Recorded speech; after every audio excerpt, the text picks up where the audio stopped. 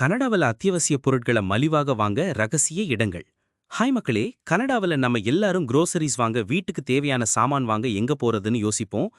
அப்போ பட்ஜெட் ஒரு பெரிய பிரச்சனையாமே இருக்கும். ஆனா கவலைப்படாதீங்க, சில சீக்ரெட் ஸ்பாட்ஸ் இருக்குது. முதல்ல உங்க ஏரியாவில் இருக்கிற டிஸ்கவுண்ட் ஸ்டோர்ஸ் அப்புறம் வேர்ஹவுஸ் கிளப்ஸ், இங்கெல்லாம் நல்ல டீல்ஸ் கிடைக்கும். முக்கியமா ஃப்ளையர்ஸ் பார்த்து வீக்லி ஸ்பெஷல்ஸ் என்னன்னு தெரிஞ்சுட்டு போங்க. அப்புறம் எத்தனை grocery ஸ்டோர்ஸ் இருக்குல்ல, நம்ம ஆட்கன் கடைங்க. அங்க ஸ்பைசஸ், ரைஸ், வெஜிடபிள்ஸ் எல்லாமே வெளியில கிடைக்கிறத விட குறைஞ்ச விலையில கிடைக்கும்.